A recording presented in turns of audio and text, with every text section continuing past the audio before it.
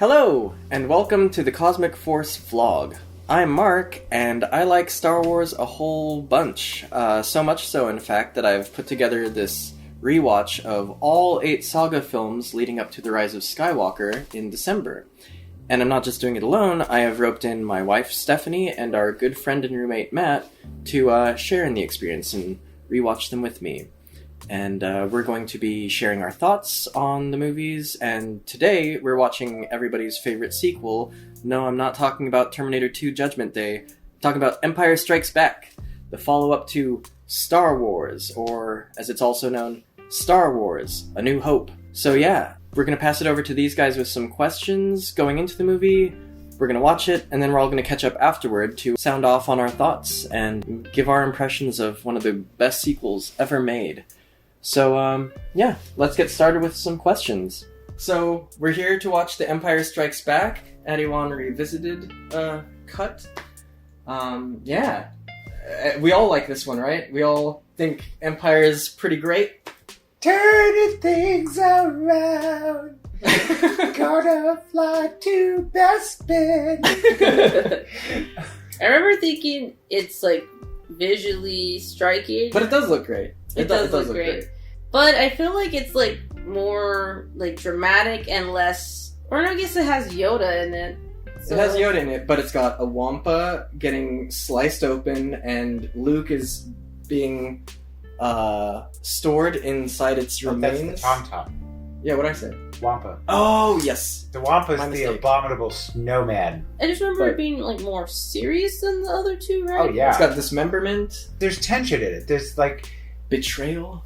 I would imagine when they did A New Hope, as a matter of fact, when they did A New Hope, I don't believe there was a plan to really do anything beyond that outside of George Lucas's own mind. Mm-hmm. So when everybody got back together for this was just like, wow, we're actually doing it. What does this mean? I guess we're really going to have to like really put in some even greater performances, and they do. This is so much is at stake here. There's real story development, learning that Darth Vader is Luke's father, the first introduction to Spoilers. Yoda. You see more of the Force being used. Obi-Wan as a Force ghost. Oh, yeah. Luke using the Force in a telepathic way, or not telepathic, in a telekinetic way. Yeah, telekinesis. When he like reaches for this lightsaber out of the snow in the cave, it's the first time he ever. First time, and without coaching, you know. Mm-hmm. There's so much. What a Mary Sue! Luke is total Mary Sue.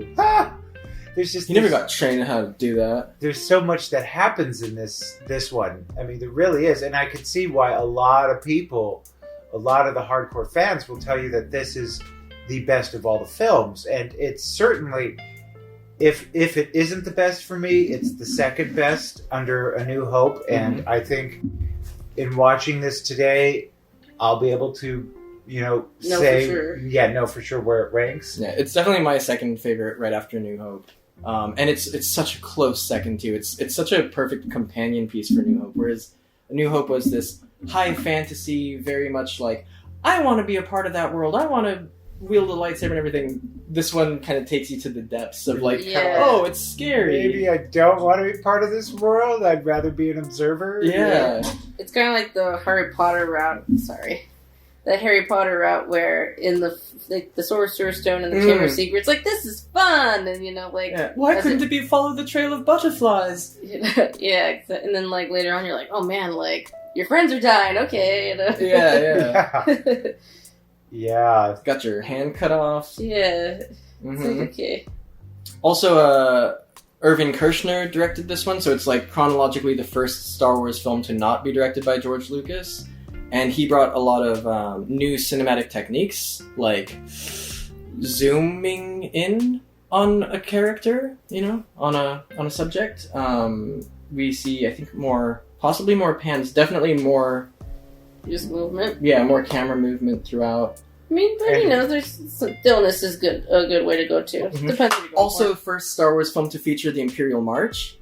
Oh, that's worth mentioning. Yeah. Oh, I did not know that. And a very cinematic and epic lightsaber battle that happens in this. Yeah. I mean, we see a lightsaber battle happen in A New Hope, but it for lack of a better phrase, it's underwhelming Mm-hmm. compared to everything else. Well, it's mostly impressive because it's like, oh, they're fighting with these laser swords, Yeah. you know? But in this one, it's just like, they're fighting with laser swords, and it's like the good kid that we like versus the tough, scary it's like man in black well, armor. in the first one, in A New Hope, it's almost like watching a fencing match. You know, Yeah, where it's kind of like, okay, you don't realize that somebody's going to die or that it's that gruesome of a thing, but this is a real like high stakes fight. Mhm. You know, that happens in this. It's like, whoa. And then having it all culminate in, no, I am your father.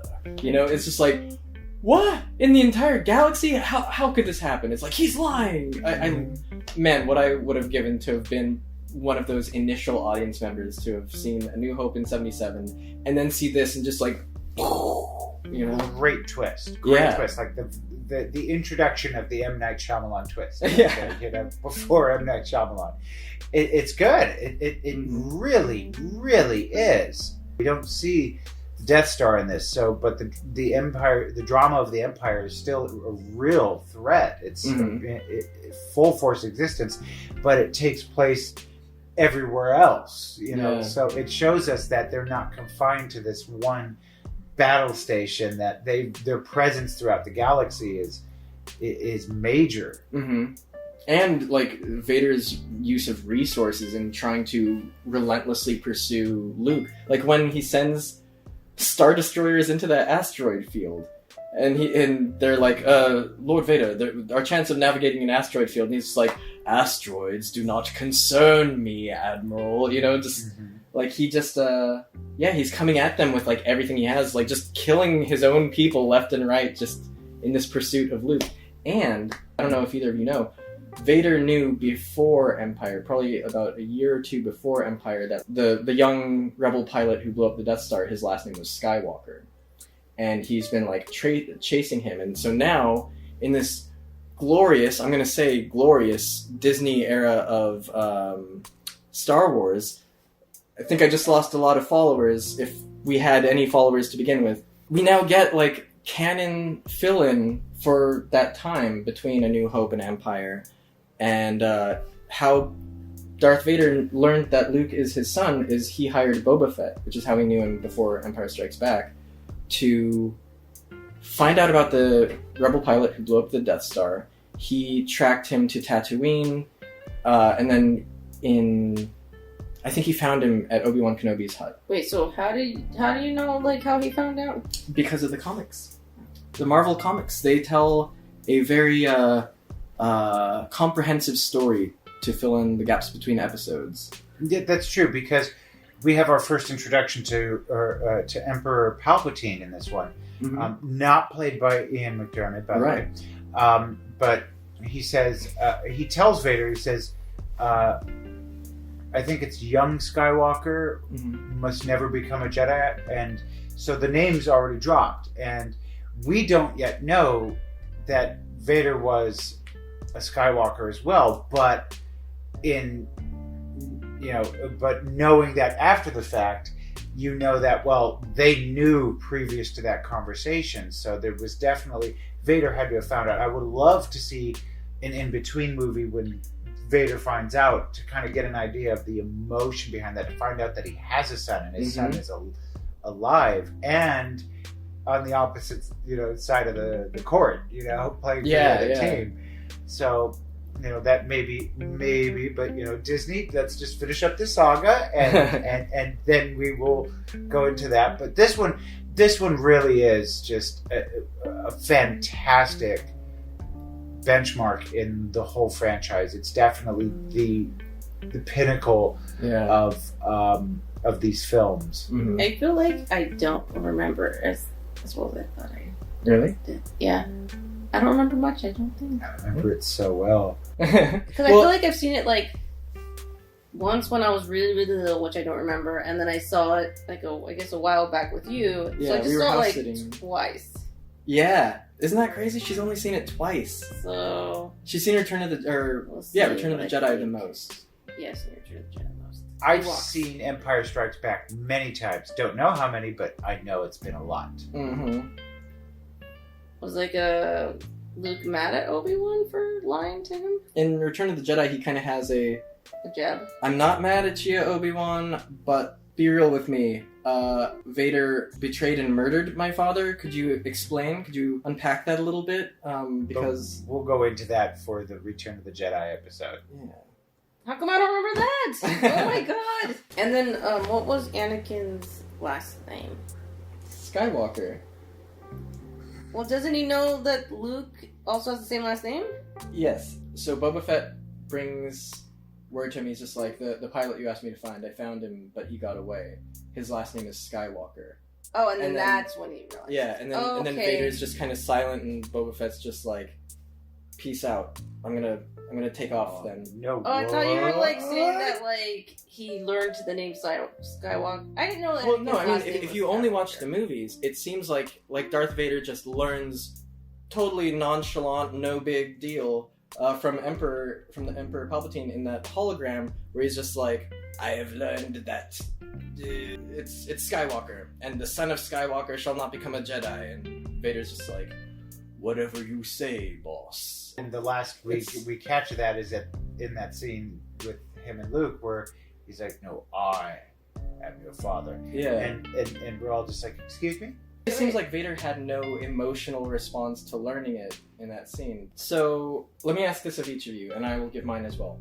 Do you have a favorite line or moment or something that speaks to you personally? I mean, everybody knows "No, I am your father" is like the line from this film. But do you have any like personal like I love this moment more than any other in the film? In the Empire? Mm-hmm. I love all the Yoda training stuff. Mm. That part's, I mean, Too young to begin the training. That's a great line. Like his tone when he says it too. Just how casual, like, we can't do it. It's not even worth talking about. Mine, or I will help you not. Yeah. that part stands out. I'm like flashing through like all the like lines that I can remember out of this one. Like, I don't really know lines. Okay. There's the scruffy looking nerf herder. Yeah.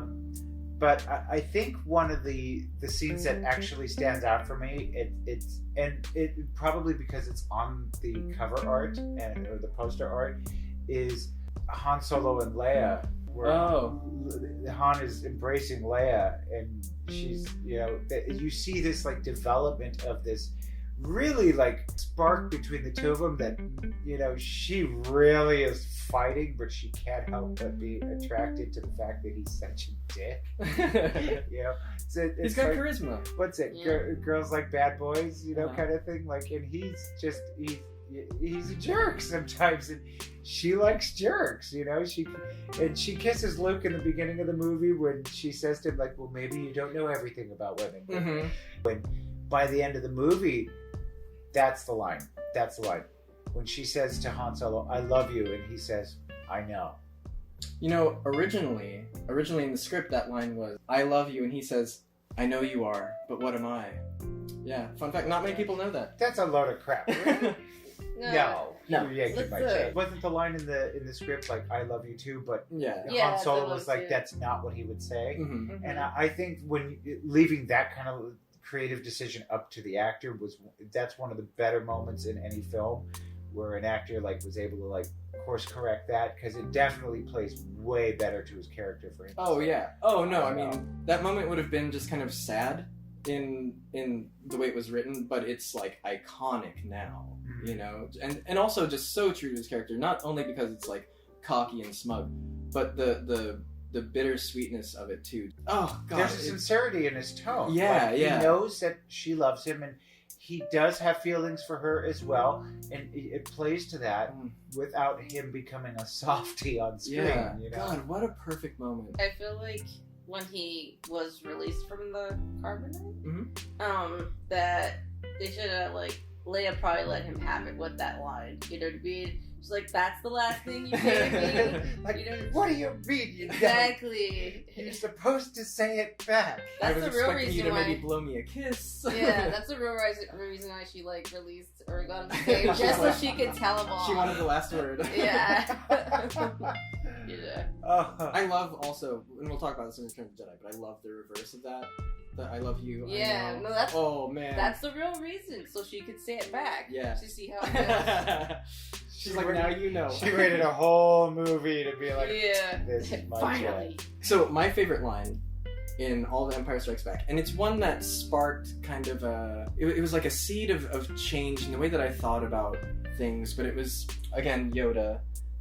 His line, it's a small line, but just like the luminous beings are we, not this crude matter, you know? Mm-hmm. Like, the way that he just disregards the body, the life, even the lives of his friends, which, you know, we hold as such a dear thing. It's like, you can't just betray your friends or turn your back on your friends.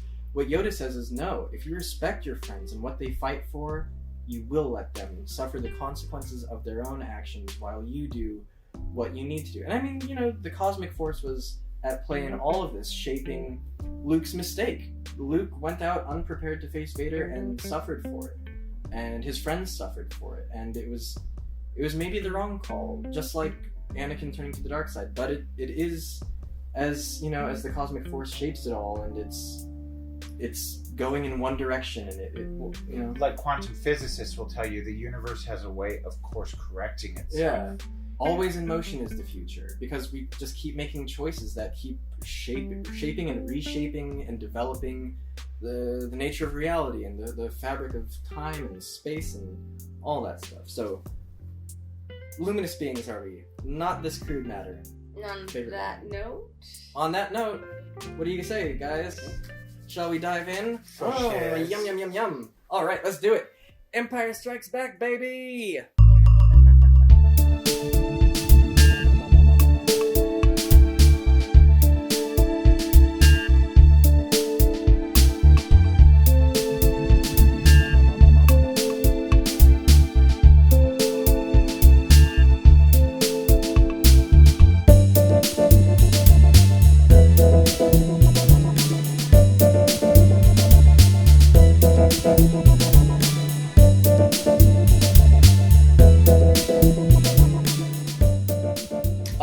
So we did it. We watched Empire Strikes Back last night. Now it's the next morning, because somebody here couldn't stay awake for the last few moments. It was a long day. He was up since 1:30 a.m. the night before. So yeah, he totally has a free pass. And we have birthday decorations. Oh yeah. This is not just how we normally live with Star Wars balloons and stuff up. We're actually celebrating my birthday weekend right now, simultaneously while we're shooting all of this. So, decorations. But yeah, so Empire Strikes Back. Thoughts, feelings, opinions, beliefs? I do feel like there was a lot of time spent on Han and Leia on the run, and for the first part, and that storyline didn't really get too interesting until the Lando stuff.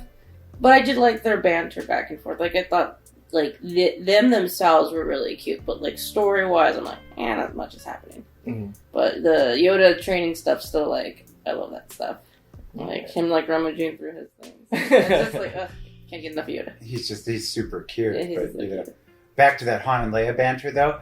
I didn't realize it every other time before, but she really is the sort of aggressor in their banter. Like, she's kind of, in each scene we see it, she kind of like starts it. She starts the name calling. She's the first one to drop a name, you know, like calling Han Laser Brain. And, you know, she seems to be the more aggressor. Like, you know, she likes him because he's a scoundrel, but like, she pushes his buttons. Yeah. I was also thinking, actually, from what you were saying just now, with Leia being the aggressor, they both have this dynamic of feeling like they're the only ones who know what they're doing. You know, I love that. And then just putting them into a tight situation, a tight spot where they have to depend on each other to... Yeah, they're both very confident. And when you have, like, two similar personality types, they tend to butt heads. Like, I see it all the time at work. Yeah. You know, it's like... And he just, like, all he wants her to do is just, you know, confess that she has a thing for him. And you kind of get that in the... scene where they before they go to Bespin, where he's attached to the Star Destroyer, and she says to him, you know, you do have your moments. Not many, but you do have some. And she gives him that kiss on the side. And he gives that like very subtle like smirk, and he's just like, "See, this is all you had to do. Yeah, this is all you had to do is just to just appreciate me." Yeah. And it's cute actually. So his whole arc for that movie is getting Leia to admit that she loves him. I'm not the first one to say that. Somebody on Twitter said it, and I was like, "Oh, that's so true." Like once she says she loves him, like his story for the movie is kind of done. And to shift a little bit over to Leia, I had a curiosity out of watching this that in A New Hope, Leia is Vader's target. Like that's what she's the one he's after, and Luke ends up coming in, but now that Darth Vader knows about Luke, he seems to almost have completely dropped Leia off of his like list of like agenda.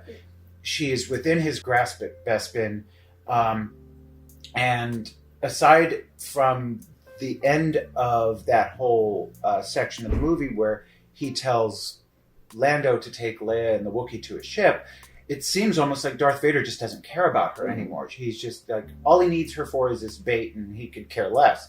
But it's like he could have killed her. He knows she's a major player in the Resistance. Yeah, and it feels like he's kind of she just doesn't matter anymore. Like it's somebody else's problem.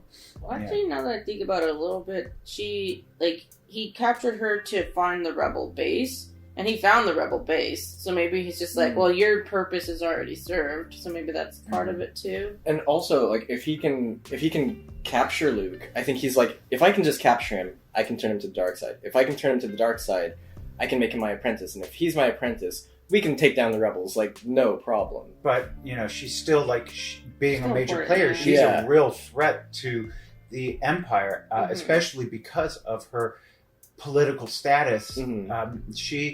It seems like he should care more. He should definitely be a bit more careful. But maybe it is just a show for Lando, just so that he doesn't distrust him too much. Yeah. But then Lando's like, no, everybody out of the town. It's just like, no, you gone too far, Vader. Yeah. And about Lando, I mean, what's with him rummaging through Han Solo's closet at the end of the movie? It's like, is there an official uniform to be pilot of the Millennium Falcon? I love how high he buttons. But it's so weird. It's just like, I could all of a sudden he just complete wardrobe change and he's in the same outfit Han Solo's wearing. And going through his closet, just going, no capes. Yeah, it's like, not a single cape in this place. Like, thankfully he's the same waist size as me or something. It was just like, what is that about? Like, did the costume designer kind of run out of ideas and just be like, see if he fits in this? Just rummage through the Falcon closet. Yeah, just take your pick, And he's like, I want to be more like Harrison Ford. But I know we're saying like poking holes and things, but it's a great movie. I thoroughly. I mean, I've only seen it twice before, and I know it's crazy. I definitely have a greater appreciation for it. I still like A New Hope more. I know that's not a popular opinion. It is in this room. But it's a really cool movie. It's fun. Or actually, I don't know. I haven't spoken to you since we finished it this time. Between A New Hope. Actually, I do think I enjoy Empire Strikes Back a little more than A New Hope. It has, in my opinion, some better cinematic moments. Oh, for sure, yeah. Better or more time in space flight and great maneuvers, and that very epic battle scene between Darth Vader and Luke in Bespin. I mean, there's just some wonderful qualities to it that I think put it a notch above A New Hope for me. And a lot of that also stems around the introduction of these elements of the Force that we had not yet been introduced to. Sure. Force ghosts, telekinesis, Yoda.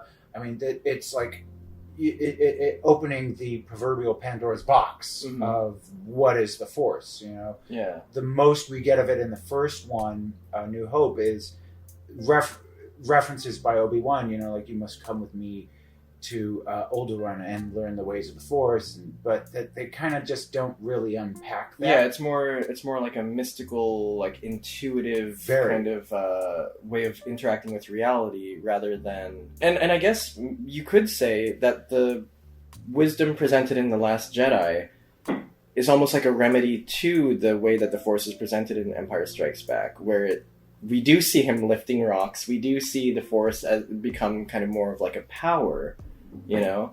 And then as Luke says in The Last Jedi, like, it's not about lifting rocks. It's not just a power that Jedi have. It's this thing that connects all life and all, you know, existence. And and those things that you listed are definitely things that I think that are cooler than things in A New Hope. Like, there's definitely elements in Empire that I like more than A New Hope, but as a movie as a whole, and it's like a story. Yeah. Well, and I think that Empire, in pretty much beat for beat, the entire movie is an elaboration on all of the ideas that are set forth in A New Hope. You know, it's like cinematically, conceptually, and character-wise, it's just an advance of all of those great qualities from A New Hope. Oh, what a great sequel, you know? And I don't know what it is with, like, wearing people as backpacks, but, like, you have Yoda as a backpack, you have C-3PO as a backpack. It's like... People backpacks. And also to highlight the wonderful adaptations done for the Adawan cut. A great many scenes, you know, the lighting was improved, the color palette was improved, sound effects, Foley pieces, background score, just some really wonderful improvements. And one of the ones that really stood out for me was, well, there were two of them. One was when Luke was in the Wampa Cave. The background score was different and a little bit more dynamic, tense, and I like it. It played to the scene. And then the lighting in the scene where Luke meets Yoda for the first time. Yeah, we were talking about that last night. It's very dark in the original cut, you know, because they're outside. It makes sense. You know, they're trying to make it feel a little bit more like natural lighting, but the lighting adjustments in this make it feel brighter without taking away from what feels like natural lighting. And so very nicely done with that cut. And you know, in keeping a lot of elements from a lot of the other cuts that have been done in the past, like the at walkers on Hoth along with the Imperial walkers, because in the original cut there were no or there was like maybe walkers, there might have been like one in there, but I don't remember a whole many of them, but let alone that one Imperial walker falling over on top of one, that definitely didn't happen. And the removal of that overly dramatic when Luke falls in Bespin, that is my number one least favorite alteration from the original to the Lucasfilm Blu-ray release, is like, Luke falling, going no, because it completely undercuts his willing sacrifice. Like you want me to join you so I can rule the galaxy? Nope, I'm just gonna die. And just like the real Jedi-ness of that decision just being undercut, like, no, I accidentally let go. Yeah, like, I'm having second thoughts. Yeah. You know, but that is the idea, is that when, you know, there is a conscious choice to be like, to knowing that he is defeated there, and the best thing to do is to just let go and, you know, let the Force sort of take over.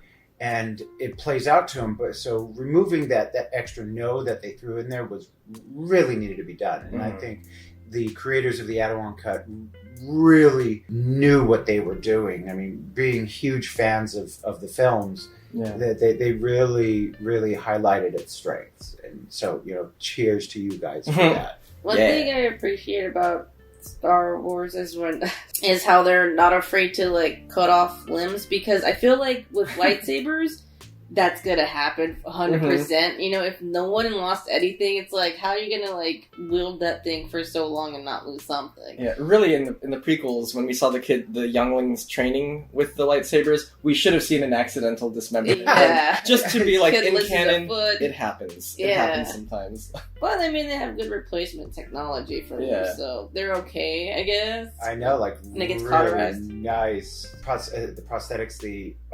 cybernetics. Close. Really nice technology, like bionic. Oh yeah. That I would totally like. You know, cut my arm off with a light, because yes, it cauterizes the wound, so automatically takes care of that problem. You're not going to bleed out, and it's just like, all right, give me a fresh one. Yeah, something better.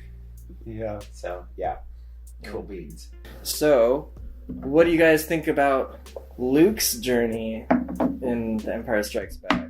Well, I think it's interesting because I mean, obviously, when you first see it, you don't know he's the dad. Darth Vader's the dad, so it's just like, why do you see Luke's face in Darth Vader's mask? It's probably just very confusing, and then when you like learn, you're like, oh, that's why he saw it. It is very confusing, and even when there's that reveal that he's his father, you're still trying to wrap your brain around all of it, and that's a big reveal. So you're not thinking about going back to the cave scene, going, wait, that's what they were doing. Well, a part of me feels like with the cave, it's even if the entire story played out differently and that Vader wasn't Luke's father, but if the teachings of Yoda were still true, I think that he could still have a similar vision, which is he tells him, use the Force for knowledge and defense, never for attack. And Luke's mentality is still just like, no, if there's an enemy, if there's a threat, I have to engage, I have to attack it, Mm-hmm. And it's just like by fighting his opponent, he's making less of a Jedi of himself. He's less engaging with the will of the Force, and more falling down that traditional path to aggression and dark side tendencies. And so, I mean, the Jedi were wiped out, so maybe Luke has a point. Well, no, but the Jedi were wiped out for exactly following that thing. There's like this galactic threat, these Clone Wars, that's true. and so they're just like, well, fighting is what's right, so we've got to charge into this fight, and that's when they and yeah, that was their downfall, And so, but I mean, it's of course this great mythic tragedy to make Darth Vader his literal flesh and blood father. Oh God, what I would have given to have been a part of that initial audience, to just like, his father. What do you mean you're his father? How? You're mostly robot man, Mm-hmm. Oh, also, actually, going back to what you said a moment ago about father and son knowing how to speak to droids. In Empire Strikes Back, Luke doesn't speak binary. He can't interact with R2 one-to-one. He has to, when he's in the X-Wing, he has like a little translator on the screen. Mm-hmm. And then when when they're on Dagobah, he's just like, well, if you said we made a mistake coming here or something, I might agree with you, or something to that effect. He doesn't speak R2's binary yet, but I think by Return of the Jedi he does. Mm. So he took some Duolingo binary classes or something between episodes 5 and 6. I'd rather learn that, like, Vader was my dad than, like, Bush or Trump, you know what I mean? They're just like, I'm like, that's sad. But that's our like the presidents equivalent. are, like, worse than Vader to me. At least Vader's, like, kind of cool, Or he is cool, but he's evil cool. I know, his blaster-proof armor is pretty cool. Yeah. That was something that you kind of learned in that one, that you're just like, wait a minute, his armor is blaster-proof? Like you're saying during the dinner scene. Mm-hmm. I love how quickly Han just like responds too, just like Vader. Yeah. And Vader he keeps his cool. He's very cordial. He's like, it would be my honor if you would join me. And it was just like, go on. That's like one thing that makes like the Resistance very lovable is their scrappiness. Yeah, I feel like that's really relatable to just everybody, because if they're just really well organized, and like, no one's like, who's like, yeah, there's that way. Real genuine reactions with the Resistance. It's all gut reactions, and you could see it as this really ragtag band of fighters just doing what they can. There is some method to it, but not a whole lot. Yeah, just like survive, but also get them. Well, it's like, we make a plan and nothing ever works out, but we started with a plan. Yeah. So we're just gonna make up the rest as we go along. So that's like the Han Solo motto, is just kind of like improvise your way out of a crisis. And we see that in New Hope when they're on the Death Star, and he just charges those stormtroopers. Yeah, and he's still like that, and like when he goes into the asteroid field in this movie, and he's just kind of like, it's like that scene from Twister. I think we're going in. Or like I'm going in closer to one of the big ones, and C-3PO's like, going in closer, like yeah. Yeah, even though like that part was like a little bit slower to me, but it's you do see like Han's skills, like most people, like you see all the other TIE fighters getting blown up, and you're like, nah, he's cool. He's gonna survive this. Yeah. I mean, I remember watching it as a kid. That part where the TIE fighters are chasing him through the asteroid canyon thing, and he does that maneuver, which I've seen how many times since, but just turning sideways, making it through this narrow crevice, and then the two ships explode behind him. But that was the first time I'd ever seen it, and I was just like, oh my god! This is the birth of cinema! I'm seeing it right here before my child eyes, you know? And, but now it's just so often replicated, and... You're like, you expect it. You're like, oh, yeah. he's gonna do this. Anytime you see a narrow ship in something, followed by wider ships, that scene has to happen. Or, like, even airplanes or something, you know? Just somebody turning a biplane sideways. They do that, like, in, what was that? Independence Day with Will Smith, didn't he do that? Yeah, I think so, yeah. I mean, a lot of movies, yeah. Mm-hmm. But I still appreciated it when I saw it in Solo with Han's stolen... Is it M60? His hover car thing? Where he, like, hops it up on the side. Yeah. And I like how it didn't quite work. Yeah. He had to perfect that one since then. Yeah.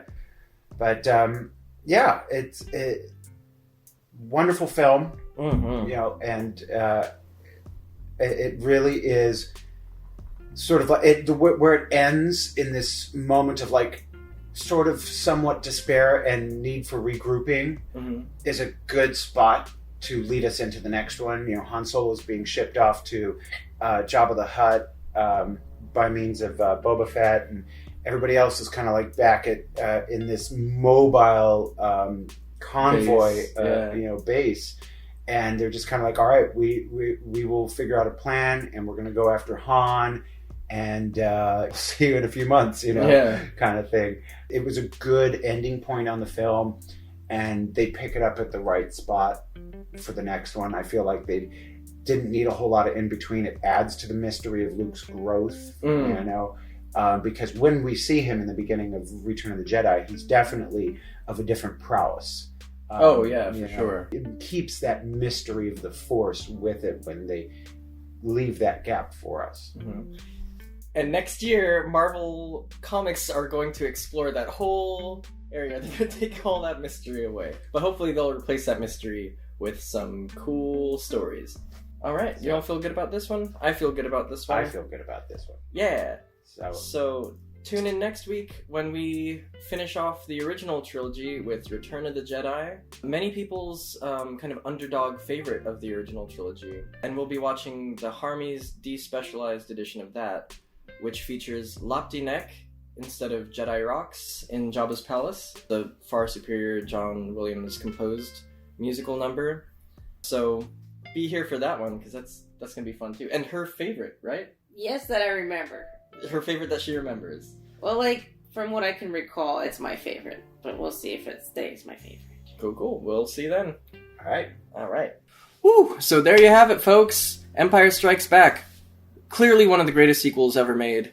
A wonderful elaboration on A New Hope. But how do you guys feel? Is it your favorite sequel ever made? Please sound off in the comments below. We'd love to start a conversation with you guys. And be sure to tune in next week when we do our review of Return of the Jedi, concluding our rewatch of the original trilogy. So be there for that. And until next time, good journey, and may the Force be with you. And happy birthday! Oh, thanks! Yeah.